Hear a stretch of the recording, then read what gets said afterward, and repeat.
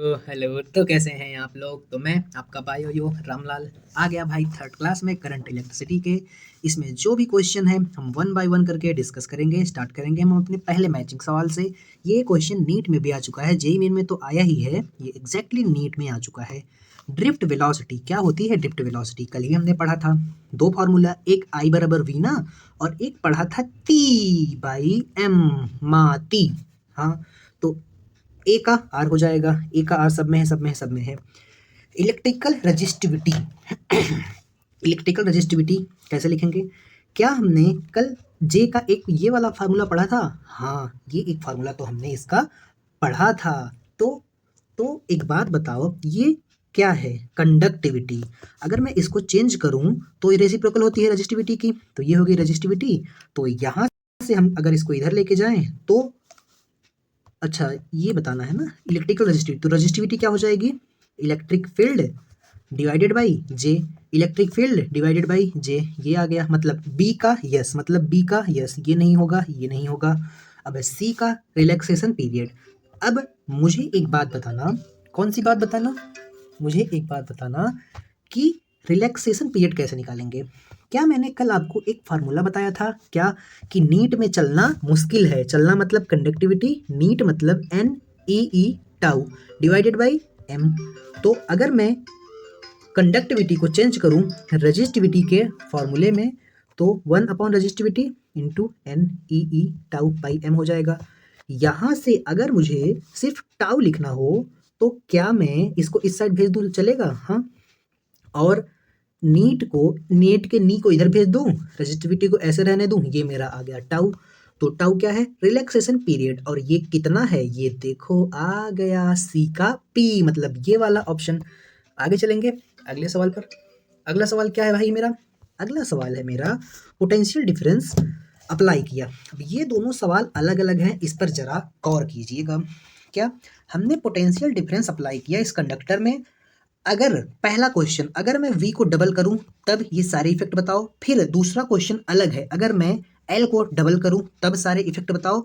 और तीसरा सवाल अलग है कि d को डबल करूं, d मतलब डायमीटर, डायमीटर को डबल करेंगे तो मेरा रेडियस भी डबल हो जाएगा। ठीक है, इस बात को ध्यान रखिएगा। अब बोलेंगे रेडियस तो d/2 होता है, कोई जरूरत नहीं, मैं जितना बोल रहा हूँ उतना ध्यान दो कि अगर रेडियस को डायमीटर को डबल करते हैं तो रेडियस भी डबल होता है। तो अगर मैं v को डबल करता हूँ, मैं v को डबल करता हूँ तो इलेक्ट्रिक फील्ड का क्या होगा। इलेक्ट्रिक फील्ड होती क्या है, v/l। v डबल हुई तो इलेक्ट्रिक फील्ड भी डबल हो जाएगी, क्योंकि डायरेक्टली प्रोपोर्शनल है। ड्रिफ्ट स्पीड क्या होती है, ये होती है t/m। तो ये वाली चीज़ डबल हो रही है तो ड्रिफ्ट वेलोसिटी भी मेरी डबल होगी। अब रेजिस्टेंस, रेजिस्टेंस क्या होता है, L/A। क्या इसमें v का कोई फर्क है, नहीं, तो ये क्या होगा, सेम ही रहेगा। अब जब मैं L को डबल करूंगा तो जब L डबल होगा तो E/2 हो जाएगी। जब L को डबल करूंगा E/2 हो गया तो ड्रिफ्ट वेलोसिटी भी v/2 हो जाएगा, मतलब vd/2। लेकिन जब L को डबल करेंगे तो रेजिस्टेंस इस बार 2r हो जाएगी। अब आगे, अगर मैं r को 2r कर दूं तो क्या इलेक्ट्रिक फील्ड में कहीं रेडियस आता है, नहीं, तो इलेक्ट्रिक फील्ड में कोई चेंज नहीं होगा। अब अगर ड्रिफ्ट वेलोसिटी में क्या कहीं आता है r, नहीं, कोई चेंज नहीं होगा। लेकिन जो रेजिस्टेंस होता है इनवर्सली प्रोपोर्शनल टू एरिया होता है, मतलब inversely proportional to r square. अगर मैं r को 2r करूंगा तो ये 1/4 टाइम्स हो जाएगा, मतलब रेजिस्टेंस 1/4 टाइम्स घट जाएगा। ये पूरा टर्म बढ़ेगा तो ये वाला टर्म पूरा घटेगा, इनवर्स रिलेशन।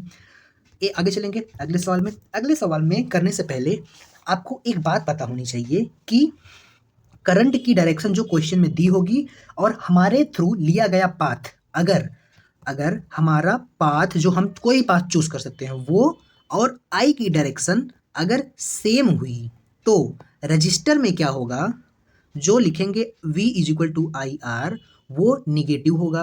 अगर जो पाथ हम ले रहे हैं वो और आई अपोजिट डायरेक्शन में होगा तो जो आई आर का साइन है वो पॉजिटिव होगा। जैसे कि कैपेसिटर में क्या होता था, ऐसे पॉजिटिव पॉजिटिव निगेटिव निगेटिव लिखा रहता था, जिससे जिस पर कूद के जाते थे उसका साइन लेते थे। लेकिन यहाँ पर सिर्फ इतना ही अलग है और कोई चेंज नहीं है, बैटरी में सेम टू सेम वही कंसेप्ट लगेगा। बस इतनी चीज़ आप याद रखिएगा। क्या? सेम पाथ, सेम आई, मेरा पाथ और आई का पाथ अगर सेम हुआ तो नेगेटिव साइन, और अगर अपोजिट हुआ तो पॉजिटिव। ये बात याद रखिएगा। क्यों ऐसा हुआ हम आगे के क्लासेस में पढ़ेंगे। अब मुझे यहाँ पर पोटेंशियल बताना है। क्या मैं यहाँ पर कूदो कंसेप्ट अप्लाई कर दूँ? कर दो, कोई दिक्कत नहीं है। इस पॉइंट से कूदना शुरू करूँगा तो इस पॉइंट का पोटेंशियल लिखूंगा। अब हाइयर पोटेंशियल से लोअर पोटेंशियल पे जा रहा हूँ, इसलिए मैं -4 लिखूंगा। फिर यहाँ पर बीच में पड़ गया रजिस्टर।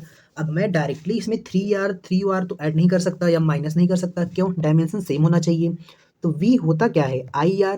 तो मैं I और I को मल्टीप्लाई करूंगा तो मेरा इसमें पोटेंशियल ड्रॉप आ जाएगा। रजिस्टर क्या करता है? पोटेंशियल खाता है। पैसा लेके जा रहे थे, रजिस्टर टोल टैक्स है, पैसा उसको देंगे तो रजिस्टर आगे जाने देगा। तो ये कुछ खाएगा। कितना खाएगा? I इंटू आर का प्रोडक्ट खाएगा। इतना पोटेंशियल खाएगा। I कितना है? 3। R कितना है? 3। मतलब ये 9 खाएगा। अब मुझे एक बात बताओ, ये 9 पॉजिटिव होगा कि नेगेटिव? कैसे पता? करंट भी इधर है, मेरा पाथ भी जो मैंने चूज किया चलने के लिए वो भी इधर है, तो दोनों पाथ सेम है। और अगर सेम है तो क्या हो जाएगा? -9 हो जाएगा, मतलब -9। आगे आगे चलेंगे। अब क्या हम छोटे डंडे से बड़े डंडे पर कूद रहे हैं, मतलब पोटेंशियल बढ़ रहा है, तो यहाँ पर हम कर देंगे +12।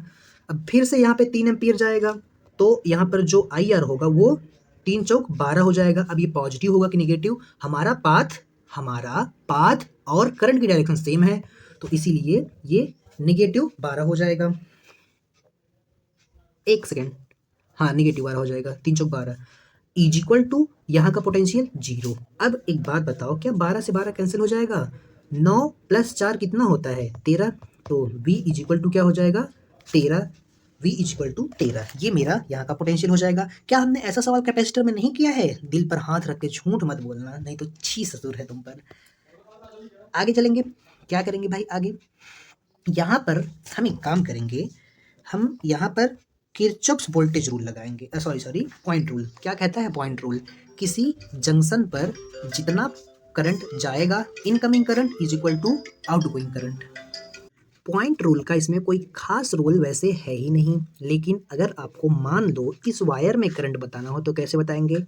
यहाँ पर करंट आ रहा है 6 एम्पियर, यहाँ से निकल रहा है 6, तो क्या यहाँ से भी कुछ जाएगा? नहीं, इस साइड तो नहीं जाएगा। क्यों? क्योंकि इस पर नेट इनकमिंग कुछ 6 + x हो जाएगा इज इक्वल टू 3, नहीं हो सकता। तो यहाँ से क्या होगा? करंट इस साइड जाएगा यहाँ। तो इस पॉइंट पर टोटल 6 आ रहा है, 3 इधर जा रहा है, तो बचा 3 इधर जाएगा। लेकिन इस क्वेश्चन में इसका कोई यूज़ नहीं था। बताने का पर्पस बस ये था, किरचॉफ वोल्टेज पॉइंट रूल, जो कि बेस्ड होता है कंजर्वेशन ऑफ चार्ज पर। अब हमको V1/V2 बताना है, तो हम चलेंगे। क्या हमको यहाँ पर चलने से कोई मतलब है? कोई मतलब नहीं है, क्योंकि हमको V1 - V2 बताना है। तो चलते हैं। अब हमने चलना कहाँ सीखा है? सर्किट में, कैपेसिटेंस में। सिर्फ कैपेसिटर की जगह यहाँ पर रजिस्टर है, थोड़ी सी चीज़ें चेंज हुई हैं, बहुत ज़्यादा नहीं। तो करते हैं। अब यहाँ पर चलेंगे तो यहाँ का पोटेंशियल लिखिए V1। छोटे डंडे से बड़े डंडे पर गए तो पोटेंशियल इंक्रीज होगा, इसीलिए +5 किए। अब मुझे एक बात बताओ कि क्या मेरा इस बार मेरा पाथ और करंट का पाथ अपोजिट है, तो IR का साइन क्या हो जाएगा? पॉजिटिव। क्यों पॉजिटिव? बता दिया मैंने कि मेरा और करंट का पाथ अपोजिट है, इसीलिए। तो I कितना है? 3। R कितना है? 4। 4 3 12। लेकिन यहाँ पर इस बार +12 होगा। क्यों होगा? रीज़न मैंने एक्सप्लेन कर दिया। अब जब यहाँ से यहाँ पर जाएंगे तो यहाँ पर भी 3 एम्पियर है, लेकिन अब यहाँ पर मेरा पाथ और करंट का पाथ सेम हो गया, तो 3 × 6 = 18 तो होगा, लेकिन ये हो जाएगा IR यहाँ का पोटेंशियल ड्रॉप, लेकिन इसका जो साइन होगा वो नेगेटिव होगा। क्यों? क्योंकि करंट का पाथ और मेरा पाथ सेम हो गया, इसीलिए। अब बड़े डंडे से छोटे डंडे पर कूदेंगे, इसीलिए -4 = V2 हो जाएगा। अब जब इसको सॉल्व करेंगे तो हमारा क्या आ जाएगा? 18 + 4 22, 12 5 17, 22 में से 17 जाएगा तो कितना बचेगा? 5। तो ये हो जाएगा V2। तो यहाँ से मेरा V1 - V2 5 वोल्ट आ जाएगा। आगे चलेंगे अगले सवाल पर। इस क्वेश्चन में किरचॉफ्स पॉइंट रूल का यूज होता हुआ दिखाई पड़ेगा हमको अपनी आंखों से। ये है इनकमिंग करंट, ये तीनों। तो net incoming current is equal to net outgoing current. Incoming कितना है? 3 6 20, मतलब 3 + 6 + 20 बराबर क्या हो जाएगा? आउटगोइंग। आउटगोइंग कितना है? 18 है प्लस I है। तो तो 6 3 9 2 12, तो ये 12 हो गया। 12 में से 1 सेकेंड 20 है इनकमिंग नेट, गलत जोड़ रहा था मैं। 20 + 3 + 6 = 18 + I। 20 छक 26, 3 29 -18 = I। तो ये मेरा कितना आ जाएगा? अगर ये 28 रहा होता, 29 19 रहा होता तो 10 आता, 18 है तो 11 एम्पियर मेरा आई आ जाएगा। आगे चलेंगे अपने नेक्स्ट क्वेश्चन पर। अगला क्वेश्चन क्या है भाई? अगला क्वेश्चन ये तो एकदम सिमिलर है, हमने जो कैपेसिटेंस में सीखा था, बस थोड़ी सी चीज़ें अलग होंगी। कैसे अलग होंगी, क्या अलग होंगी, अभी हम देखेंगे। बस एक चीज़ अलग होगी कि अच्छा एक बात बताओ, अब अपनी ज़िंदगी में पहली बार रजिस्टर पढ़े थे या पहली बार कैपेसिटर? सिंपल सी बात है भाई, क्लास 10th में हम पहली बार रजिस्टर पढ़े थे, तो हमको पहले से रजिस्टर के बारे में पता था। तो हम सारी चीज़ें ना रजिस्टर के कंपेयर में बताते हैं कि कैपेसिटर रजिस्टर का उल्टा होता है। तो अगर ये सीरीज में कनेक्टेड है रजिस्टर, तो इसमें सेम क्या जाता है? जैसे कैपेसिटर में सीरीज में सेम चार्ज जाता था, वैसे रजिस्टर में सेम करंट जाता है। और पैरेलल में क्या होता है? पैरेलल में V सेम होता है, कैपेसिटर में भी और इसमें भी। अब I सेम हो गया, अब क्या करें? अब हम एक काम कर सकते हैं, तीनों सीरीज में है, सीरीज में है। एक बात बताओ, क्या इसमें I सेम होगा? हाँ, V = IR होता है, ये सेम हो गया। तो क्या V directly proportional to R हो गया? हाँ, V directly proportional to R हो गया। तो उससे क्या?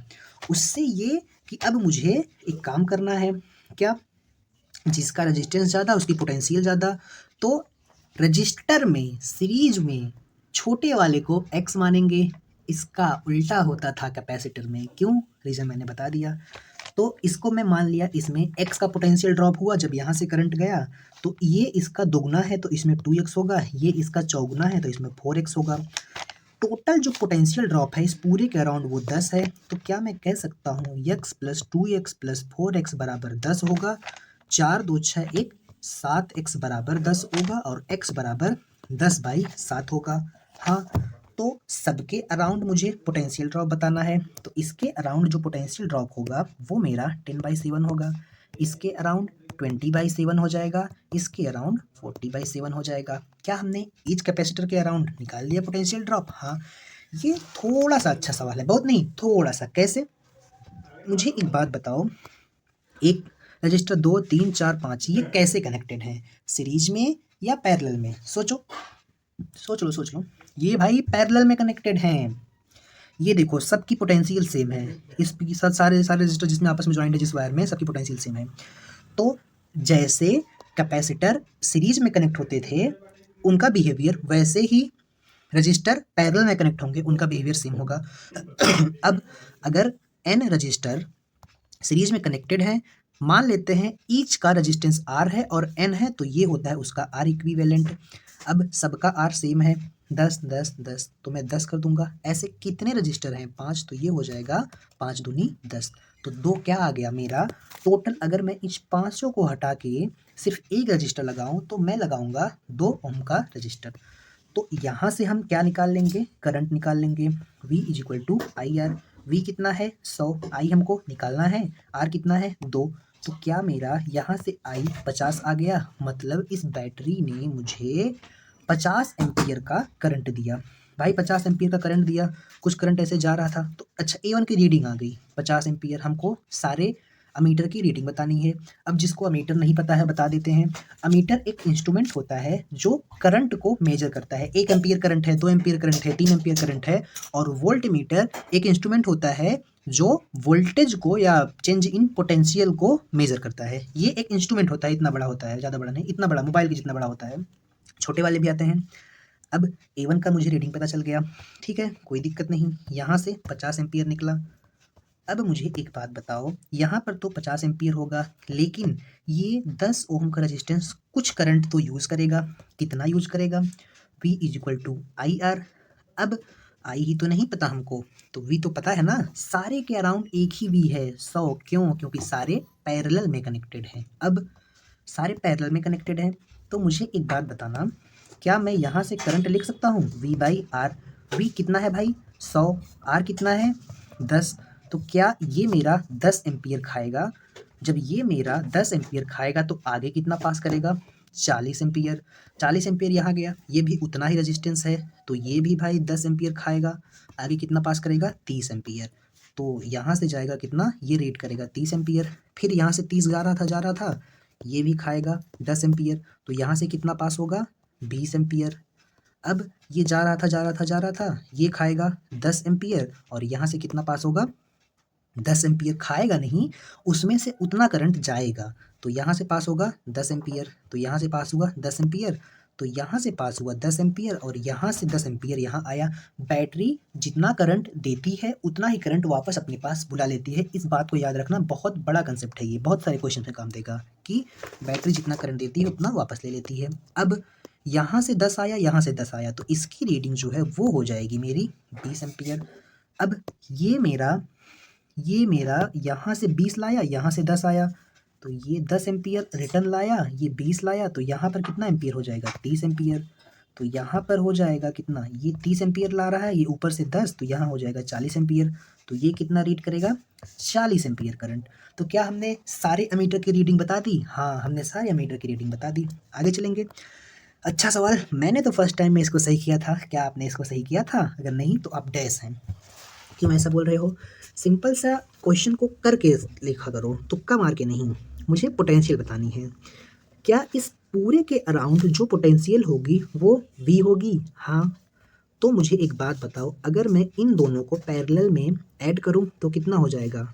रजिस्टर पैरेलल में कैपेसिटर के सीरीज की तरह ऐड होते हैं, तो 6 3 18, 6 3 9, ये हो जाएगा 18/9। मतलब इस पूरे को हटा के अगर मैं ऐसे एक रजिस्टर लगाऊं तो वो मेरा कितने ओम का होगा, 2 ओम का होगा। तो अगर दोनों रेजिस्टेंस 2 ओम के हैं तो ये खाएगा कितना, इसका आधा पोटेंशियल, ये खाएगा आधा पोटेंशियल। तो क्या मेरा V1 की वैल्यू V/2 आ गई? हाँ, V1 की वैल्यू V/2 आ गई। अब इस पूरे के अलाउंग क्या ये 2 ओम का रजिस्टर कितने से मिलके बना था? 2 ओम का रजिस्टर ये दोनों से मिलके बना था। इस पूरे के अलाउंग कितना पोटेंशियल है? V/2। ठीक है, कोई दिक्कत नहीं। लेकिन ये सीरीज में है कि पैरेलल में है? पैरेलल में है, और पैरेलल में पोटेंशियल तो डिवाइड ही नहीं होता है। पैरेलल में इसके अलाउंग भी पोटेंशियल उतना ही होगा और इसके अलाउंग भी पोटेंशियल उतना ही होगा। तो क्या ऑप्शन हो जाएगा? V1 बराबर V2 बराबर V3। आगे चलेंगे अपने अगले सवाल पर। इस क्वेश्चन में हमको क्या निकालना है? इस क्वेश्चन में हमको I1, I2 और I3 बताना है। मुझे एडिट करना था, भूल गया। अभी मुझे टेलीग्राम पे फिर से PDF एडिट करके फिर से सेंड करनी पड़ेगी, कोई दिक्कत नहीं। अब यहाँ से 10 एम्पियर का करंट जा रहा है। क्या ये तीनों सीरीज में है कि पैरेलल में है? पैरेलल में है, तो इनके अराउंड जो पोटेंशियल होगा वो सारे के अराउंड सेम होगा। तो क्या मैं कह सकता हूँ V = IR? अगर ये कांस्टेंट है तो मेरा जो I है वो इनवर्सली प्रोपोर्शनल टू R, मतलब जिसका रेजिस्टेंस ज़्यादा उसके अंदर से करंट जाता है लेकिन कम जाता है। तो मुझे बताओ, इनवर्स रिलेशन है तो हम क्या करेंगे, सबसे छोटे वाले को x मानेंगे, सबसे बड़े वाले को x मानेंगे। सबसे बड़ा वाला कौन है इसमें? सबसे बड़ा वाला ये 6 ओम है। तो मैंने मान लिया इसमें करंट x गया, तो ये इसका कितना टाइम्स छोटा है? ये इसका 3 टाइम्स छोटा है। तो रजिस्टेंस 3 टाइम्स कम हुई तो उसमें करंट 3 टाइम्स बढ़ेगी, मतलब इसमें करंट कितनी होगी, 3x। ये इससे कितना छोटा है? ये इससे 6 टाइम्स छोटा है, तो इसमें करंट कितनी होगी, 6x। टोटल करंट आ कितनी रही है, 6x plus x plus 3x = 10 ampere. 6 3 9 1, 10x = 10 ampere. तो जो x की वैल्यू है वो मेरी कितनी आ जाएगी, 1 एम्पियर। इसका ये मतलब हो गया कि इस वाले रजिस्टर से 1 एम्पियर का करंट जाएगा, इस वाले से 6 एम्पियर का, इस वाले से 3 एम्पियर का। अब आपको यहाँ पर एक और कंसेप्ट बताता हूँ कि जो रजिस्टर, बहुत सारे आगे सर्किट मिलेंगे, जो रजिस्टर की वैल्यू बड़ी होगी उसमें से हमेशा करंट बड़े वाले के कंपेयर में कम जाएगा। आगे चलेंगे अपने नेक्स्ट क्वेश्चन पर। अब क्या हमने ऐसे पैटर्न के इतने कॉम्प्लेक्स सर्किट सॉल्व किए कि जिसको देख के बच्चों का अटोरा सूख जाता है कैपेसिटेंस में। जरा लेक्चर नंबर 11 के क्वेश्चन देखना, पिछले चैप्टर के, समझ जाओगे। तो ये तो उसके आगे एकदम चिंदी लगेगा, ऐसा लगेगा छी ससुर ये क्या दे दिया है। तो मुझे अब बताओ, मुझे इसमें आई बताना है। कैसे बताएंगे? 15 और 30 को हम एक काम करेंगे, ऐड करेंगे। कैसे? पैरेलल में है तो 30 × 15 डिवाइडेड बाई 15 प्लस 30, तो 15 3 45, ये हो जाएगा 450, 15 और 30 होता है 45, 45 से 45 कैंसिल, तो 10 आर इक्विवेलेंट आ गया। तो अगर मैं इसको हटा के एक नया रजिस्टर लगाऊं तो उसकी वैल्यू होगी 10 ओम, ये होगा 10, और इसमें पोटेंशियल हमने दिया है 20 का। तो क्या रेजिस्टेंस इक्वल है? हाँ, तो आधा आधा ये बांट लेंगे पोटेंशियल, मतलब इसमें 5 वोल्ट खाएगा, ये 5 वोल्ट खाएगा। अब मुझे इसमें पोटेंशियल पता चल गई, वो जो 5 वोल्ट खाया था वो 5 ये था, ये 10, तो अब इसके अराउंड भी यही पोटेंशियल होगी और इसके अराउंड भी यही। क्यों? ऐसा क्यों? ऐसा इसलिए क्योंकि ये दोनों पैरेलल में है और पैरेलल में पोटेंशियल सेम होता है। अब यहाँ से हम लिख लेंगे I V is equal to I R, तो यहाँ से I क्या हो जाएगा? V by are. V कितना है? 5, I कितना है? 15, 5 से काटो, 5 एकम 5, 5 तिहाई 15, तो मेरा जो पोटेंशियल है यहाँ पे वो क्या हो जाएगा? वो हो जाएगा, एक सेकेंड, 1/3 होगा ना? ओ तेरी, ये देखो हुई ना, इसको बोलते हैं कंसेप्चुअल मिस्टेक, इसको कैलकुलेशन मिस्टेक नहीं बोलते हैं। यहाँ पर 20 वोल्ट है तो ये 10 खाया था और ये पूरा 10 खाया था, तो यहाँ पर 10 होगा पोटेंशियल, ठीक। तो यहाँ पर 10 हो जाएगा, तो यहाँ पर 2/3 हो जाएगा, इसके अराउंड मेरा इलेक्ट्रिक करंट। आगे चलेंगे। हाँ ना ना, थोड़ी सी डिस्टर्बेंस आ गई थी। स्टार्ट करेंगे हम अपने क्वेश्चन को, कहाँ से? जहाँ से छोड़े थे। रूम में यार लोग आ जाते हैं तो डिस्टर्बेंस तो आएगी ही। कहाँ थे हम? ये देखो आ गया एक हमारा कॉम्प्लेक्स सा दिखने वाला सर्किट, ठीक है। मुझे इसके अराउंड पोटेंशियल बतानी है। कैसे बताएंगे? एक काम करेंगे, पहले हम आर इक्विवेलेंट निकाल लेते हैं। क्या 4 और 2 सीरीज में है? तो सिंपली 4 और 2 कितना हो जाएगा? 6, और ये 6 और ये 3 पैरेलल में है। हाँ, तो इनका जो इक्विवेलेंट कैपेसिटेंस है वो आ जाएगा 6 मल्टीप्लाई बाई 3, 6 प्लस 3, तो ये हो जाएगा 18/9, मतलब 2 आ गया। तो अगर मैं इस पूरे को हटा के एक कैपेसिटर, सॉरी कैपेसिटर का इनर्शिया आ गया है, एक रजिस्टर लगाऊं तो ऐसे लगा सकता हूं मैं? हाँ, ऐसे में लगा सकता हूं, जिसमें इसकी रेजिस्टेंस 2 होगी, ये मेरा 3 होगा, ये मेरा 5 होगा। इसके अराउंड पोटेंशियल कितना होगा? 50 होगा। अब अब अब एक काम करेंगे, इस पूरे के अराउंड पोटेंशियल 50 है तो हम ईच के अराउंड निकाल लेंगे, फिर उसके बाद जैसे हम लाइन बाय लाइन आए थे जोड़ते हुए, वैसे हम काटते हुए निकलेंगे। अब मुझे एक बात बताओ, क्या ये सीरीज में है? तो इसमें आई सेम होगा, तो V directly proportional to R होगा। हाँ, तो क्या मैं कह सकता हूँ, अगर मैं R को इस साइड लूँ तो V1/R1 कांस्टेंट होगा और वो होगा V2/R2 के बराबर। ठीक है, कोई दिक्कत नहीं। अब सीरीज में रेजिस्टेंस होने पर सबसे छोटे वाले को क्या मानते हैं? X। मान लिया इसके अंदर पोटेंशियल ड्रॉप X है, तो इसके अंदर कितना हो जाएगा? Simply 3x/2। इसके अंदर कितना हो जाएगा? 5x/2। कुछ लोगों को डाउट होगा, अभी क्लियर कर देते हैं। मुझे एक बात बताओ, मैंने माना ये मेरा V1 है और R1 है, ये मेरा V2 है, R2 है, ठीक है। तो V1/R1 is equal to V2/R2। यहाँ तक तो समझ में आया। मैंने V1 को क्या माना है? इसमें X माना है और R1 कितना है? 2 है।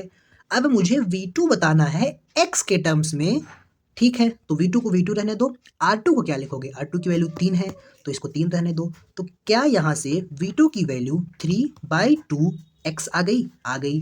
तो मेरी V2 की वैल्यू यहाँ पर 3/2x ऐसे आएगी, तो ऐसे ही यहाँ पर ये 5/2x होगा, ठीक है। एक सेकेंड गया यार, दत्त तेरी की। तो क्या क्या आया था भाई? x आया था, जहां तक मुझे याद है 3x/2 आया था, और क्या आया था? 5x/2। ये किसके बराबर होगा? जो उस पूरे के अराउंड पोटेंशियल है, कितना है? 50। तो इसको जोड़ेंगे, इन दोनों का डिनोमिनेटर सेम है तो न्यूमरेटर डायरेक्ट ऐड हो जाएगा। 3 और 2 कितना होता है भाई? 5x, और डिनोमिनेटर को एज इट इज रहने देंगे। 3 और 5 5 होता है क्या बे? 8 होता है। 2 से इसको काटेंगे तो ये हो जाएगा x प्लस 2 दूनी 2 चौके 8, 4x बराबर 50। तो यहाँ से x की वैल्यू जो है वो कितनी आ जाएगी? वो आ जाएगी मेरी 50/5, जो कि होगी 10 वोल्ट।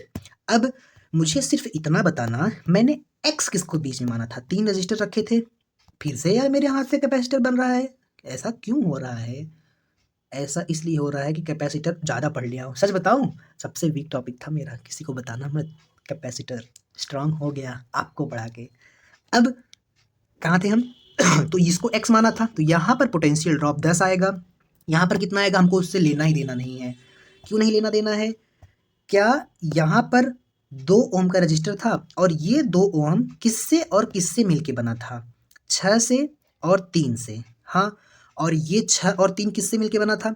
ये 3 तो ये वाला था और ये वाला जो 6 है वो बना था 4 और 2 से। ठीक है, तो ये और ये 6 और 3 जो था, इन दोनों को मिला के 6 और 3 आएगा। तो इस पूरे के अलोंग जो मेरा पोटेंशियल होगा ड्रॉप, वो 10 ही होगा कि दोनों पैरेलल में है। तो इसके अलोंग भी 10, इसके अलोंग भी 10। अब इस पूरे के अलोंग 10 है, लेकिन क्वेश्चन में हमको पूछा है सिर्फ इसके अलोंग, सिर्फ इसके अलोंग। तो क्या ये सीरीज में है? और सीरीज में क्या सेम होता है? आई। तो क्या मैं कह सकता हूँ V directly proportional to R? हाँ, तो इसमें छोटे वाले को x मानेंगे। माना इसमें पोटेंशियल ड्रॉप x है, तो इसमें ये इसका डबल है 2x हो जाएगा। तो 2x प्लस 3x कितना हो जाएगा?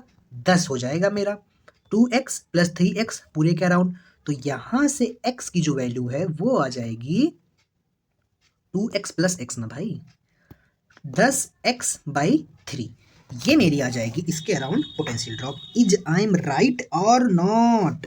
हाँ, मैं सही हूँ, चेक कर लेते हैं। Please I am right, yes I am right, यही आंसर होगा अकॉर्डिंग टू मी। आगे चलेंगे, आगे चलेंगे क्वेश्चन नंबर 12 में। अब देखो, इसमें भी वही सिमिलर सवाल है। क्या हुआ है? ऐसे रजिस्टर जुड़े हैं, तो इसमें भी हमको इसके अराउंड पोटेंशियल बताना है। क्या ये इन दोनों को हम सीरीज में जोड़ दें? जोड़ दो भाई, तो ये हो जाएगा 30 और ये 30 हो गया, तो ये 15 और ये 30 कैसे हैं? ये दोनों हैं पैरेलल में, तो इनको जब ऐड करेंगे तो 30 multiply by 15 divided by 30 plus 15, तो 15 तियाँ 45, तो ये 450 हो जाएगा। 30 प्लस 15 45, 45 45 कैंसिल, तो ये आ जाएगा 10 वोल्ट। 10 वोल्ट नहीं, 10 ओम। तो इक्विवेलेंट रेजिस्टेंस जो इन दोनों का मिलके आएगा वो मेरा कितना आ जाएगा? 10।